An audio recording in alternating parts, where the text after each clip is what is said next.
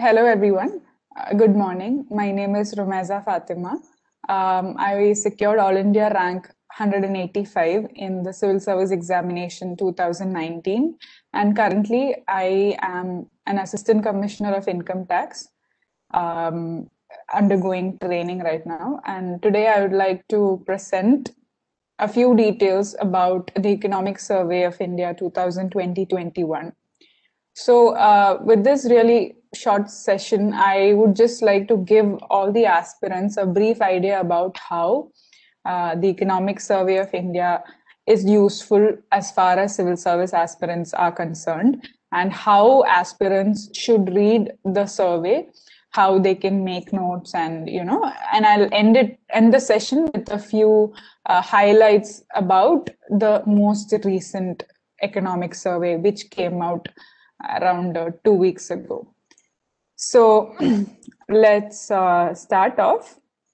So, like I said, in this session, I will tell you how to approach the economic survey, what are the important parts that you have to give very close attention to, and how to make notes. I'll just give you a very brief idea about how that can be done, and then finally, moving on to the important highlights of the survey. So, the reason why I am stressing on how to approach the survey is because, see, you should know that survey has 2 volumes and they are roughly around 800 to 900 pages of information in 2 volumes. So it is definitely a very huge task for anyone to go through the whole thing by themselves.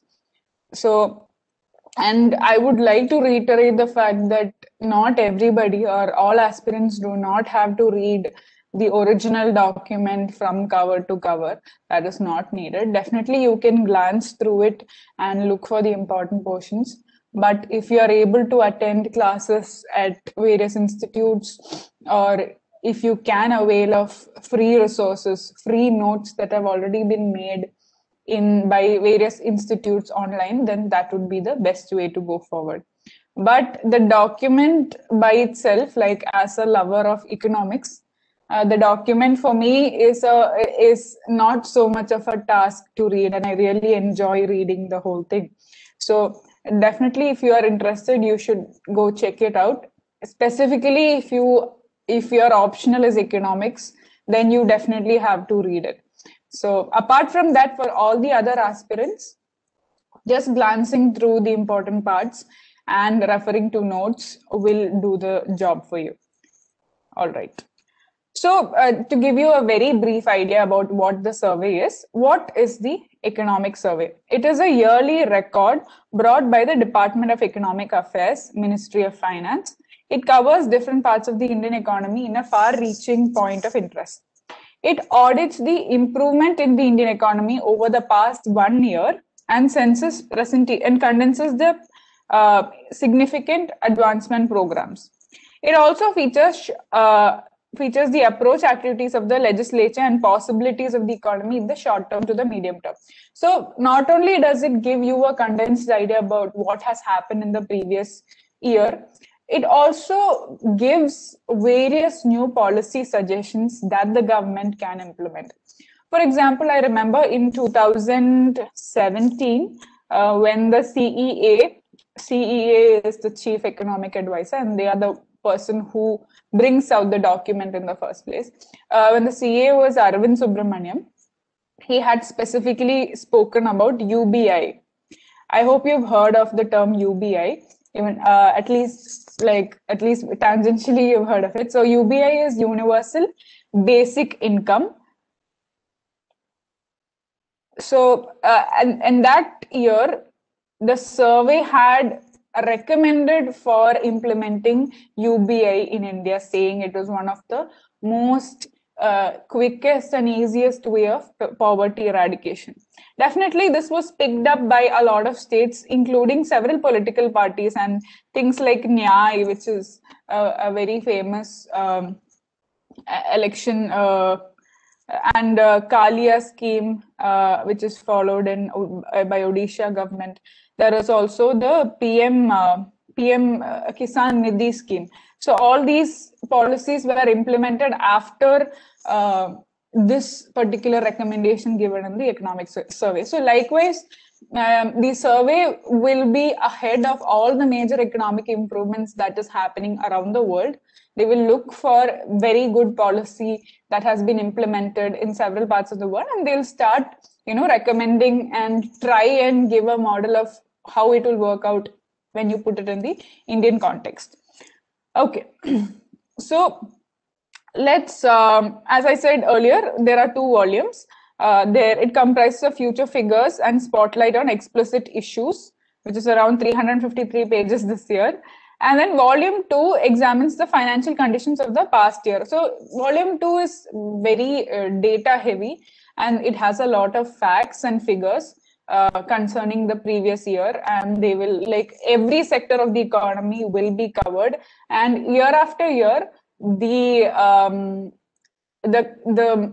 categories that are covered remains more or less static in the volume 2.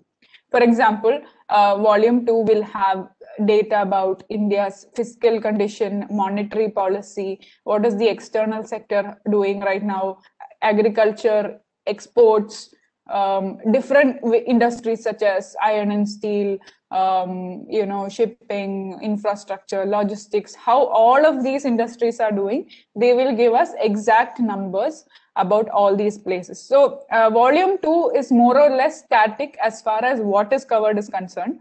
Volume 1 is the dynamic portion, and it changes according to year. So as you can imagine, or as you can guess, the volume 1 of this year has a lot of literature on COVID-19, because that was the most significant and the overpowering thing that took place in the past 1 year. So there are multiple chapters devoted to the economic impact of COVID-19. What are the policies that the government has taken about Atmanirbhar Bharat and all of that.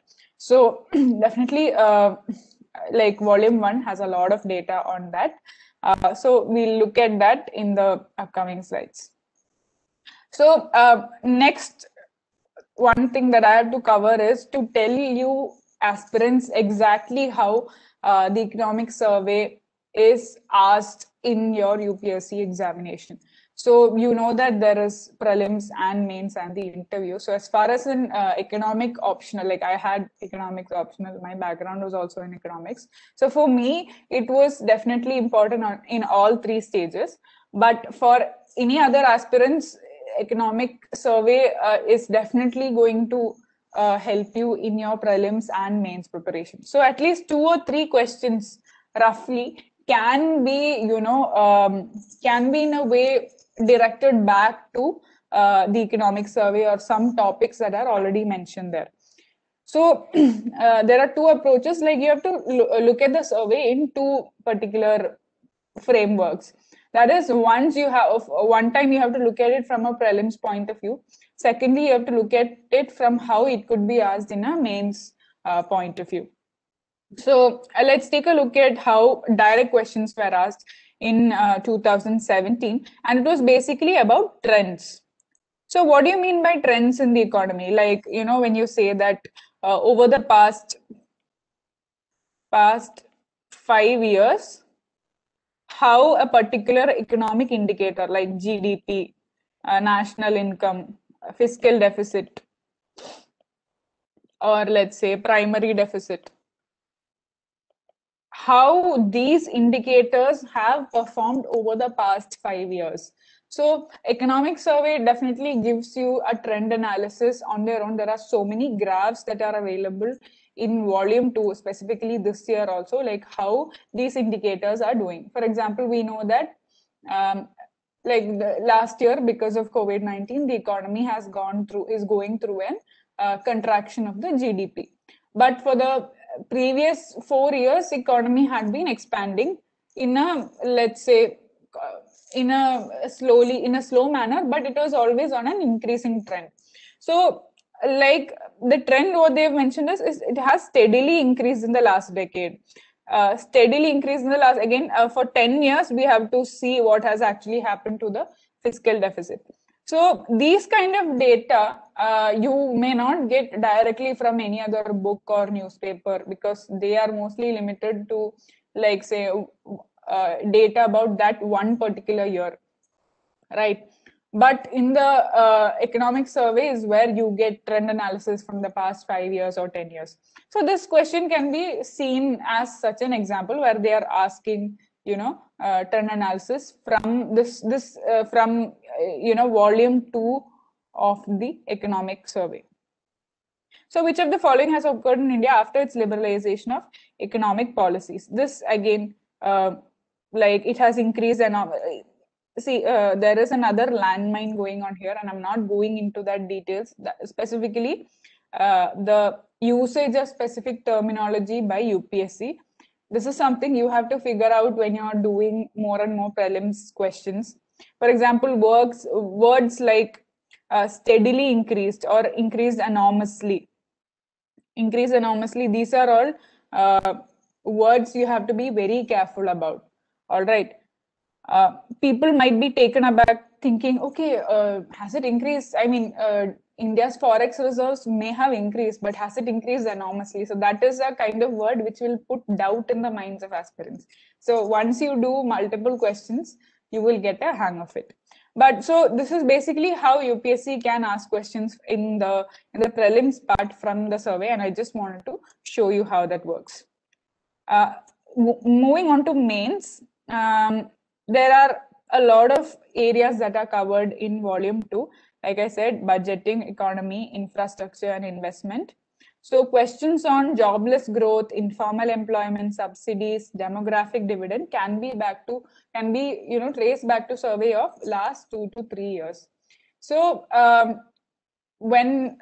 so you don't have to get worried by seeing the last 2 to 3 years part. Definitely, it's difficult for you to go through surveys of 2 years from when you are preparing. But what you have to know is you have to watch out for important ideas that have come out of surveys like this. For example, like I mentioned, in 2017 they mentioned about UBI. Okay, last year they had spoken about something called Thalinomics. Okay, it is a comparison of CPI, consumer price inflation, over the past few years. So every year, likewise, there'll be like 1 or 2 important terms or some new concept that they have introduced in the survey. So you just have to look out for these of the past couple of years. That way you're mostly covered as far as the economic survey is concerned. You don't have to break your head thinking that you have to read the full survey of the past 2-3 years. That is completely not needed. Just look out for what are the important terms and what are the new concepts. So this can be done with a simple Google search. You just have to type highlights of survey 2019, highlights of survey 2018, like that, and you will get the required information. So some questions like, how has globalization reduced employment in the formal sector? Is increased informalization detrimental to development of the country? Challenges of inclusive growth, suggest measures to be taken. So see, specifically for mains, even you can answer even if you don't read the survey, but it's always better to take out important ideas and statistics from the economic survey and use it in your answers. It will definitely elevate the quality of your own answers. Replacement of price subsidy with DBT, jobless growth. What do you mean by jobless? So these are topics that have been widely discussed in the survey. Okay, so now let's move on to how to actually read the economic survey. So you have to pay attention to the following things. That is, every survey is divided into multiple chapters. That is, both volume 1 and volume 2 has been beautifully divided by the makers of the economic survey itself. So there will be a core concept. There will be subsidiary concepts surrounding that same thing, and there will be important statistics, some pros and cons related to that particular topic. So this is how on average a chapter is presented in the economic survey. So all chapters, around 12 chapters in each volume, 12 to 13, it can be 15 in volume 2. So the chapters start off with an overview. Okay, there is always an overview. Then there will be several paragraphs. These paragraphs are usually numbered for easy reference and all of that. Then there will be boxes. Okay, so these are basically boxes that you find in any textbook also. They may or may not be related to the topic. I mean, they're definitely related, but directly related to the topic we have in hand. They would usually be examples, examples of something, case studies from around the world, and some would be explanation of another hard economic topic. So not all boxes are important for a civil service aspirant, but some specific boxes which are given in the chapters of the survey are very important and very useful. For example, last year, when there was one chapter fully devoted to the cause of disinvestment, they spoke about some models from around the world. For example, British model of disinvestment, like how a lot of disinvestment activities and privatization took place in the Thatcher era. And there was also mention of Temasek model, which is followed in Singapore. So these are a few things that you get out of boxes. Even this year, there are a lot of good information given in these. So when you're writing names, for example, there's a question on disinvestment. You can always end it by giving a very good case study, which is mentioned in the economic survey itself. Sometimes UPSC may ask a question on a topic which was present in the boxes by themselves. So like I said, these are the different parts of a chapter, and overview is definitely the first, is how every chapter begins. There's usually a quote which is related to something. It's obviously abstract, but in some way it will be related to the topic that we are talking about. And then they'll talk about what is the thing. So this is chapter 1 of this year's survey. And the chapter 1 is about how India has taken so many measures to fight the pandemic and how it has helped in the cause, how it has helped save so many lives. And they are also, let's say, rationalizing how the lockdown that was implemented was the best possible measure to be taken and all of that. You also have to keep in mind that at the end of the day, the economic survey is a document that is released by the government of India. So the document as such has the responsibility to show all the good measures that have been taken by the government, and usually they are almost always in the positive light. At best, the survey would give you some kind of challenges or some kind of suggestions which the government can take up. So if you want to study about the drawbacks of some particular scheme, or if something has not gone right somewhere or the other, for that you definitely have to read or go through some other document. But anyway, the survey is not like a random person saying, because at the end of the day, all the information given in the survey are backed by hardcore data and statistics. So you can definitely be sure of whatever saying, and that is why it's one of the most legitimate citations that you can give in your own mains answer sheets. Okay, so this one, you can read the overview. You have to read the overview. All of you have to read the overview because it will give a brief idea about what the chapter is all about, and it's condensed. It's given in a very beautifully condensed manner. Sometimes you can take lines which are given, like one full sentence that is given in the survey, and use it for your own, let's say in your essays or in other places, you can use it. You don't have to I mean, there is nothing wrong in directly quoting from from the survey by itself. Okay. Some boxes are important, like I said. Here, this is again about the Global Innovation Index. It's co-published. So here there was a chapter entirely dedicated to R&D in India and about how innovation in India is, doing currently. So for that, they have used various parameters to measure how India has done as far as innovation is concerned. So a GII, or a Global Innovation Index, is one of the most important metrics by which you can measure a country's innovation.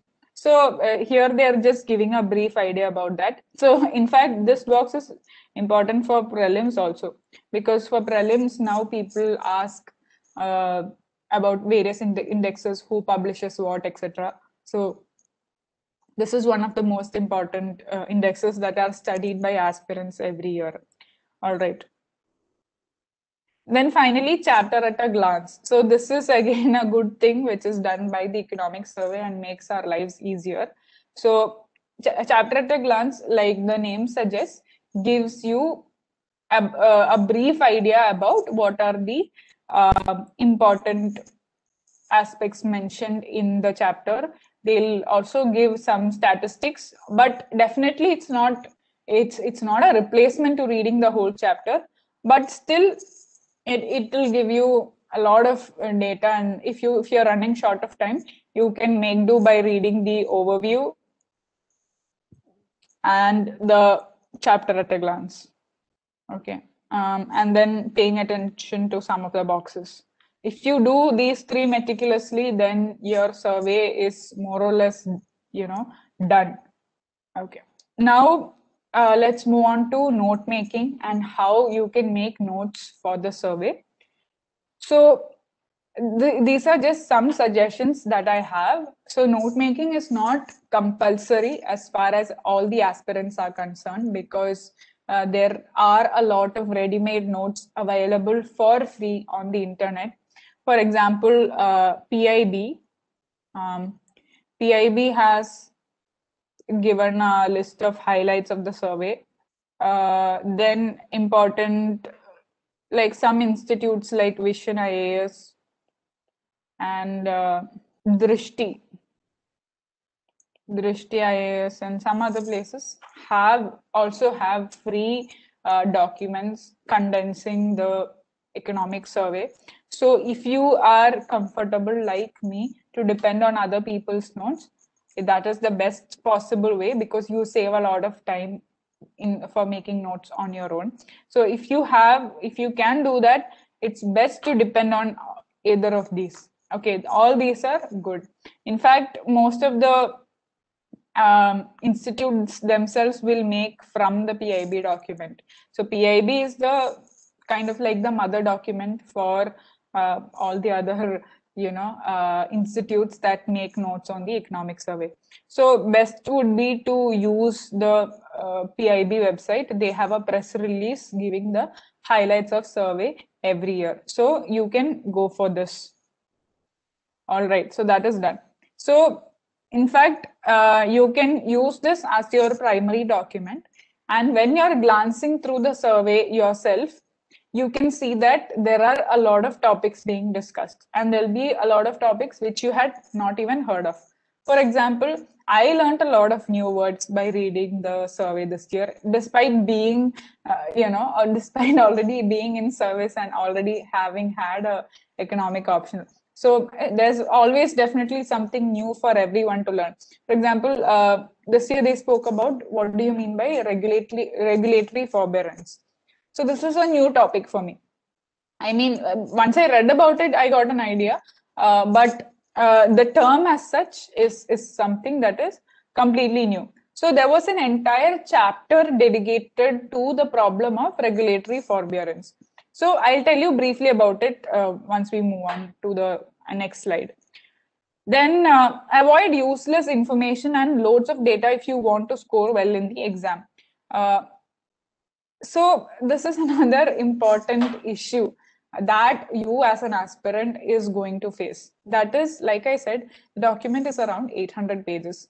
So what happens is, if you're someone who is at least even, remotely interested in economics, there is a high likelihood that you are going to get distracted and you will continue reading the whole thing from cover to cover. You pour into each and every detail, each and every data, and then there'll be some terms you don't know. You start googling it, and then you come across another topic related to it, and then you're completely hooked by it, and you spend at least 2 weeks over the economic survey doing nothing else.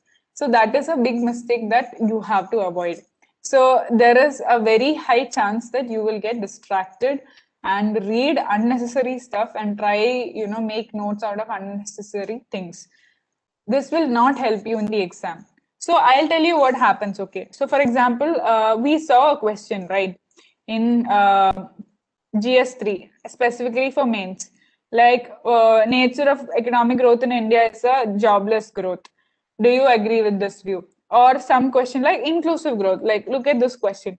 So this question may have been, the topic of inclusive growth may have been directly addressed in the economic survey.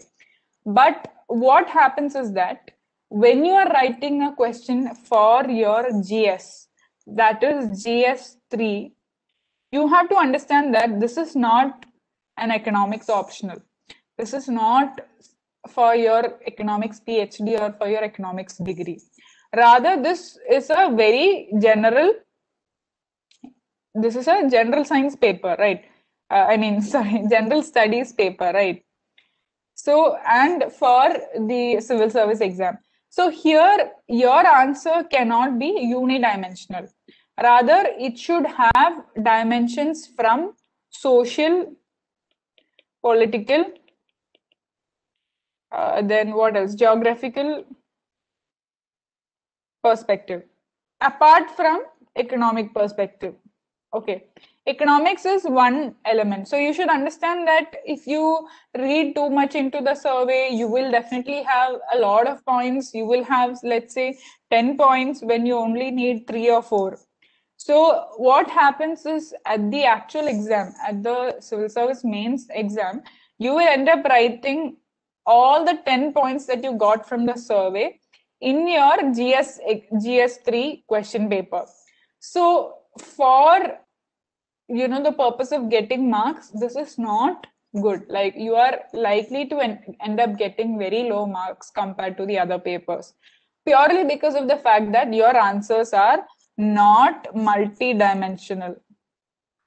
So you should always make sure that your answer has all the dimensions covered. So, and it will show that you are a lateral thinker. You can think beyond your own area of expertise. And that is what UPSC wants, because at the end of the day, whatever job you're going to do, be it IAS, IPS, or even IFS, you need to be a generalist. You should be able to do a wide variety of things. So that kind of nature is what you should put forward in your mains answer. So don't get carried away reading the economic survey, and don't go very deep into each and every nuances that is mentioned here.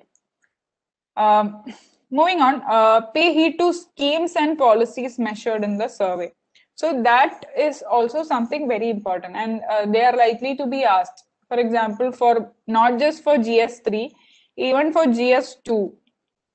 GS2, there is social justice. There is what else? Governance. So economic survey talks about these two elements also. For example, in this year's survey, there is one chapter dedicated entirely to improving governance in India, like how administrators have to be how whether they should be penalized for their own discretionary action. For example, in some cases, IAS officers take certain decisions on the basis of their own discretion, and because there may be a lack of law which can be implemented at that particular point. So what survey says is that inherently contracts, and specifically certain laws, if it involves two parties, they are inherently likely to have loopholes. somewhere along the future. That is, it is impossible, or it's not humanly possible for any two individuals or any two parties to foresee all the problems that they might face in the future. So there will definitely be a lot of room for discretion of the individuals involved. So the survey says that governments should function with this mindset in their, in their policy making, and whenever they're building a new contract with somebody, and then treat, give benefit of doubt to the bureaucrats, and whenever a particular decision is taken, and there should not be something called a hindsight bias. That is like looking back to a particular, if something went wrong, for example, you can now look back and say, okay, oh, you should have not done this, or you should have taken some other course. But what we fail to realize is the bureaucrat or the civil servant at that point of time would have taken what was the best possible decision at that particular point of time, given all the information that that person has. It may be only later that new developments have come up, and the decisions that they took at that particular point now seems, like a bad decision to take. So they've definitely spoken about governance and even social justice, because, for example, this year the overwhelming topic was about health, and PMJAY, or Ayushman Bharat, and Pradhan Mantri Jan Arogya Yojana took a major chunk of the survey by itself. So they are extensively talking about how implementation of Pradhan Mantri Ayushman Bharat, Ayushman Bharat and Pradhan Mantri Jan Arogya Yojana has improved important health indicators in states. So this they have done by comparing the health statistics of two states, multiple states, in fact, pitting two states against each other, where the Jan Arogya Yojana has been implemented versus a state where the Jan Arogya Yojana has not been implemented. Okay. Next one, you have to focus on the bigger picture, trend, arguments, and analysis, especially from volume 2. So like I said, trend analysis is very important as far as volume 2 is concerned. And then we should have an idea about the bigger picture of the economy.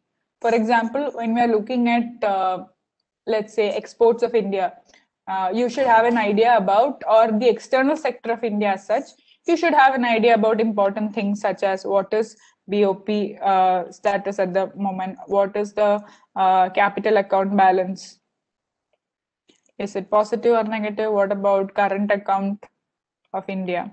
So there is actually a very good indicator as far as India's BOP is concerned. India is currently having a current account surplus. Okay. So this has not happened in the past, I don't know, couple of decades. India has not had a current account surplus. Capital account surplus India used to have, because we have a large inflow of FDI and FI and all of that. But current account surplus, which means that our exports are greater than our imports, which is a very good position for an economy to be in. So India, from the first quarter of 2021, last year, India has experienced a surplus. So this was new information for me, because you generally assume India has a current account negative balance or a deficit, which was the case for the past so many years. So this is likely to be asked in the prelims or for the mains also. So you should definitely pay attention to this. Moreover, in a chapter talking about the external sector of India, they also talk about the various schemes that India has taken. Like, for example, in this particular chapter, they said, okay, we have achieved a current account surplus. Let's take a look at what are the factors that led to this to become a reality. So they're talking about some 5 to 6 specific schemes and measures that the government has taken. For example, there's a single window clearance system, trade receivables, like so many benefits for exporters have been come up. What are the changes made to improve the ease of doing business in India? So all these measures in a condensed form you will get when you look at all these chapters. So there are very high chances that UPSC as such may ask you questions like, how to improve exporting of India, or what is the current status of India's external sector and current account balance. What are the measures taken by the government? So these are questions. These kind of questions are very frequently asked. Even budget-based questions are asked pertaining to a particular sector. So when you look at the survey, you get the most latest updated information about all of these sectors, specifically from volume 2. Okay. Next, like I said, if you don't have time to read the documents yourself, you can attend class and depend on online notes or PIB highlights. Okay. Again, in the volume 2, you get other information also. For example, let's say you're talking about exports in India. If you may or may not be aware of what exactly are the products that are exported by India. So in the survey, you can find so many pie charts giving like data about what are the major exporting goods: petroleum products, pharmaceuticals. Then there is also, let's say, gemstones. These are the top items that are exported by India. Similarly, they also talk about what are the important countries to which India is exporting. So currently, USA is number 1. Then there is UAE, and similarly, so many other countries also exist. So these are important facts that you have to note down and specifically revise, because these questions may be asked. Last year, UPSC had asked about who is the largest exporter of rice in the world. So that question, the answer was India. So if you are not aware of all of these things, it will definitely cost you a lot, specifically for prelims. And make sure you pay close attention to these topics, specifically on the topic of external sector, because there is a scope for a lot of facts coming from this area. Okay, now let's look at the highlights of survey 2020-21. So this session definitely is not a replacement for a full blown out session on the economic survey. If you are not able to access classes, you can always go to YouTube, and there will be videos on the original release, like the current chief economic advisor talking about the survey in front of the media, or there'll be some lectures that are organized by the chief economic advisor itself. Like I remember I was fortunate to have attended something live back in, I think 2018, and Dr. Arvind Subramaniam was the chief economic advisor at that time, and I was in Chennai, and he had come to Chennai to one of the colleges there, I think it was IIT Madras, to conduct a lecture on the economic survey. So I could sit through like 2 hours of the chief economic advisor talking about all the various chapters in the survey. And I still remember him talking about UBI, and that's why it came up to my mind very quickly. So you can depend on that also.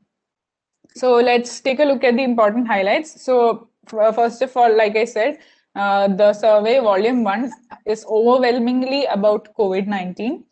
So they're talking about what are the strategy we took to face the pandemic, stem from a humane principle that human lives cannot be brought back. So they're saying that Indian government dependent on the philosophy that in times of a crisis, of an unprecedented scale, when nobody knows what exactly to do, the strategy should be to minimize the damage, that is minimize the lives that are lost. So government's first priority was definitely on that.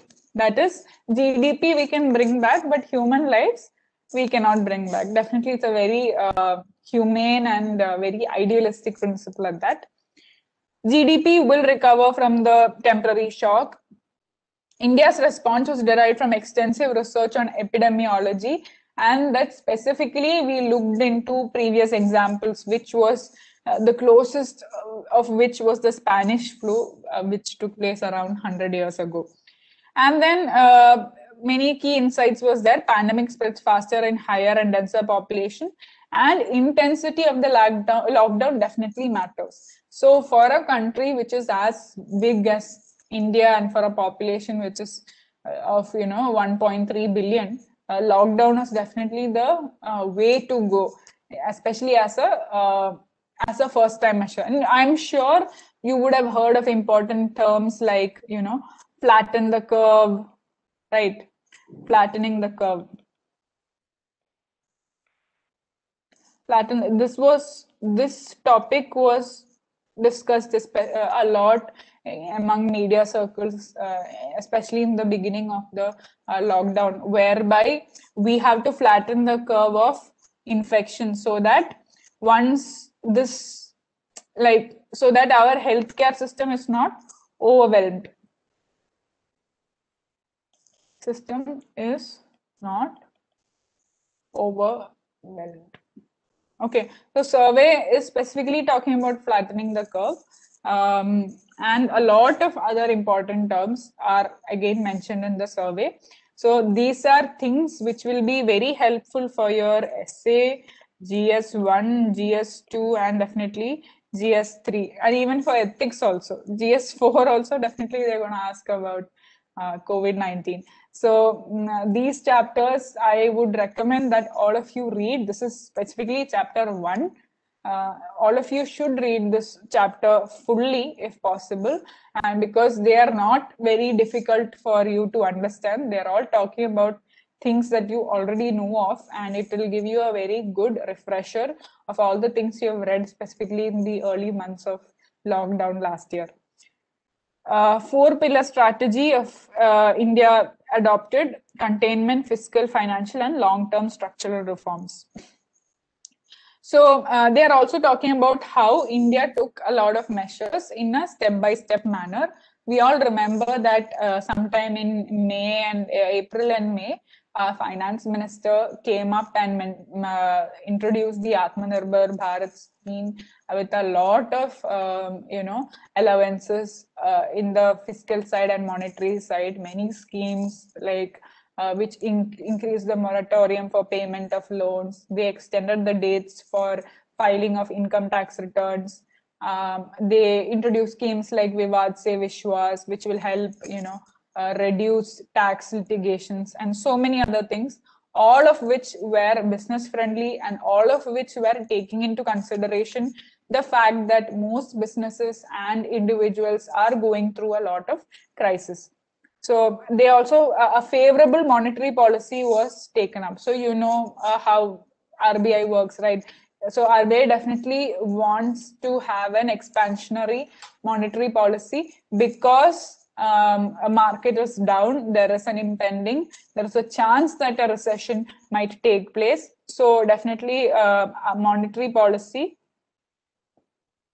will be what? Expansionary, right? Which means that the interest rates will be lowered. So credit is made easy, and more people can be, so easy credit. So more and more people are able to avail the loans. Businessmen can, prevent themselves from closing up for lack of liquidity. All of that can be avoided by having a loose monetary policy. And then cushioning the vulnerable in lockdown, boosting consumption and investment while unlocking mindful fiscal representation and debt sustainability. All right. Next is the topic of V-shaped economic recovery. This is again a very, very important topic that was mentioned multiple times in the survey itself. So a V-shaped recovery is a type of economic recession and recovery that resembles a V-shape in charting. So when you look at all the important statistics from this year in the survey, when you look at, let's say, exports of the country, what do you mean? Starting of new businesses, or any other important indicator you are taking, you will see that all of them follow a V shape. That is, by March or May, everything has definitely gone down. So this dip is indicated by somewhere in the middle of the lockdown.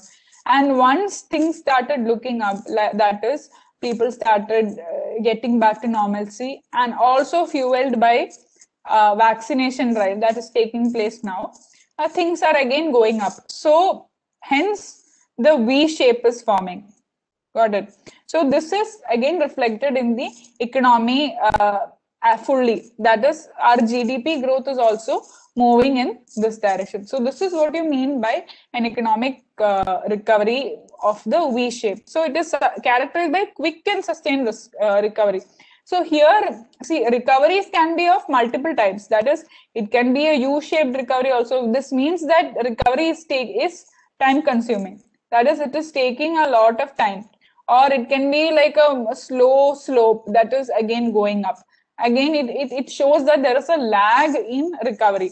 But a V-shaped recovery means the recovery is getting on very quickly thanks to multiple interventions that are taken by the government, as well as interventions in the form of vaccination drive, etc.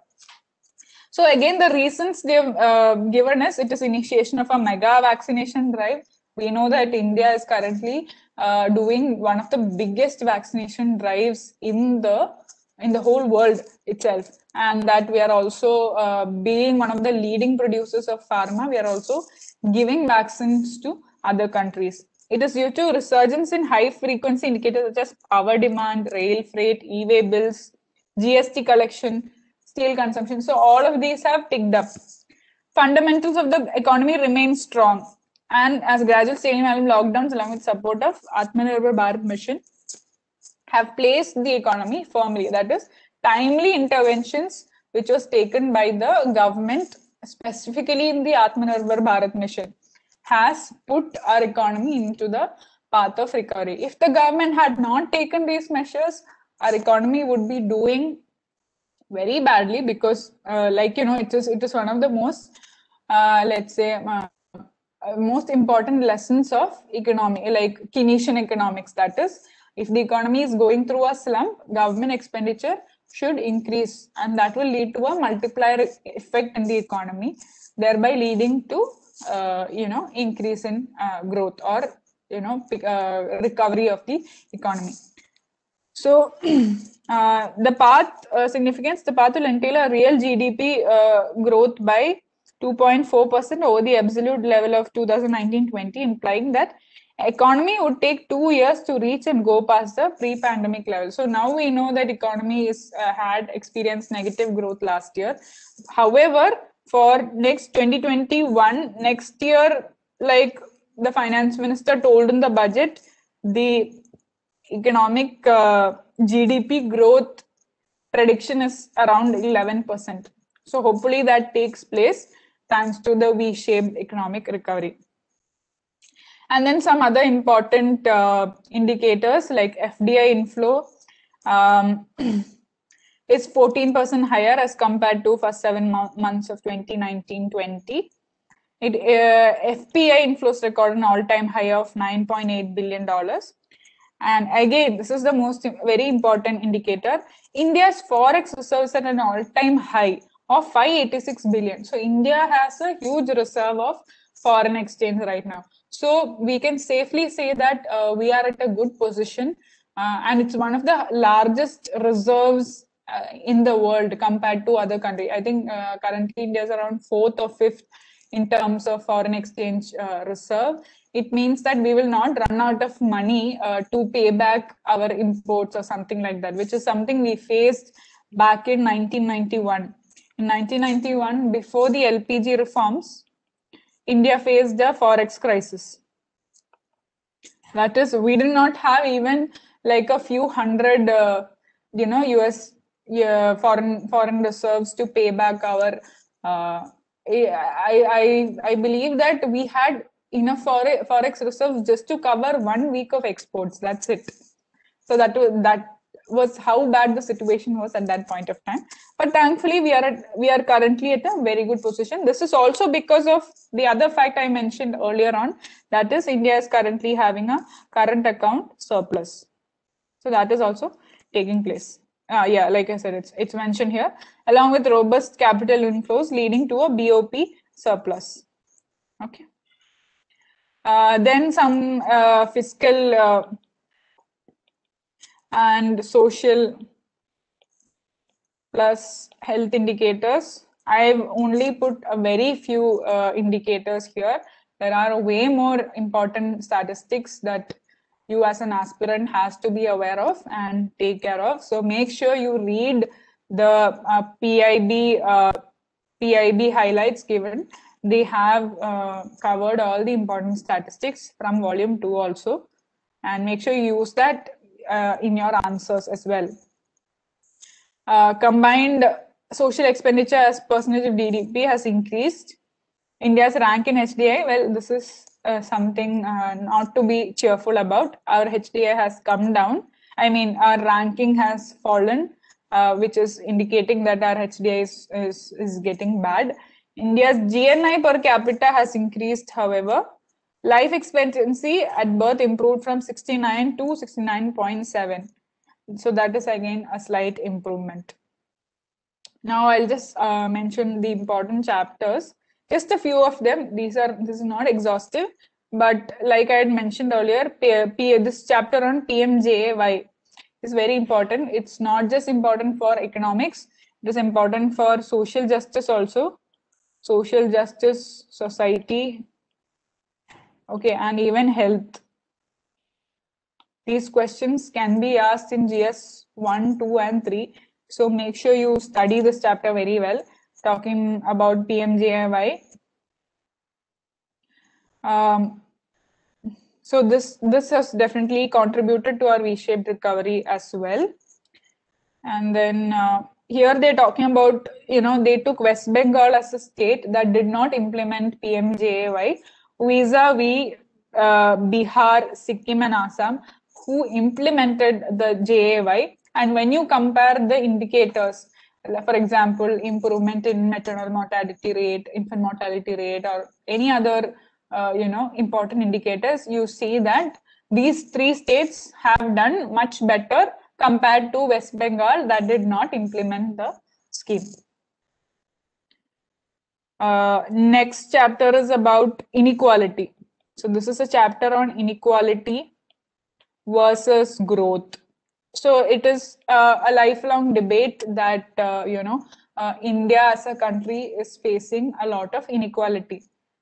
Like we have, the Oxfam report has given statistics regarding the same. That is around 67% of wealth in India generated in 1 year is owned by 1% of individuals. That shows a high level of inequality in the country. So this chapter actually is pushing the idea that right now at this point, specifically because India is a growing country, we should focus on increasing the pie for everyone. That is, imagine the pie as the overall wealth and growth of the country. Then right now, our country's focus should be on increasing the pie instead of reducing inequality. So once the pie is increased, then everybody would become, would have a better life. So that is absolute poverty. Poverty can be diminished or alleviated only if you increase the overall pie. But if you focus on reducing inequality right now, then we may not have enough growth. So they're saying that some amount of growth, some amount of inequality will definitely take place, but we should not be worrying about that right now, is what the economic survey is saying. They're saying redistribution is only feasible if the size of the economic pie grows. Okay. They're saying economic growth has far greater impact on poverty alleviation than inequality. Then finally, this chapter is again about the forbearance, which I had mentioned. So I'll just give a very brief idea about what this is. And with that, we'll be done with the session. So here, what they're talking about is that right now, you know that Indian banking sector is going through something called an NPA crisis. This is a non-performing asset, right? So right now, in the past 2-3 years, NPA crisis was at an all-time high. And all the economists and people were trying to figure out why the NPA crisis had reached this much of volume, right? So the economic survey is saying that one of the reasons for growth in NPAs is because of the forbearance that was done by the Indian banks and the RBI some years back. For example, we know that the global financial crisis took place. So before that, I'll just explain what forbearance means. So forbearance means that it means a loosening of rules. In simple terms, to put it very simply, you are giving some kind of slack as far as implementation of rules are concerned. So this you're doing in the monetary sector or you're doing in the banking sector. That is, you're giving out free loans. You are not really worried about whether the person, their credit rating, or whether they'll be able to pay back in time. And you're again giving more loans to people who are already facing an NPA. That is, if a borrower is not able to pay back, then the bank is again giving them a loan in order to make sure that they'll be able to pay back. But that in an ideal situation, that should not be done by the bank because it can lead to even further and even bigger NPAs. So what actually happened was that we know the global financial crisis or the global recession took place in the 2008-2009 period, right? So even India was having a lot of effects of that. So like it was a situation similar to what we are facing right now in COVID-19. Again, we are facing a recessionary situation. And now we are following a loose monetary policy. So even at that time, they followed loose monetary policy along with financial or monetary forbearance. So what the economic survey is saying that in hindsight, this forbearance system should have been taken back or should have been stopped sometime in 2013, 2013-14, when the economy was showing signs of recovery. So here the economic survey is actually criticizing the people who were at the helm at that point of time, like who was the RBI governor at that time. I believe it was Mr. Raghuram Rajan's era. So the economic survey is criticizing the move, saying that at that time, once the economy started recovering and showing growth, at that time the forbearance should have been stopped and RBI should do an asset quality review. But that the government did not do, or the RBI did not do at that point of time, which led to even further, NPAs being accumulated.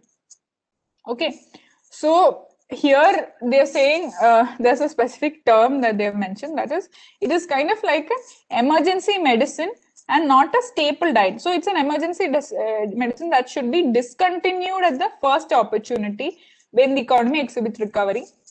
And it should not be a staple diet which is followed even after the economy has started to recover.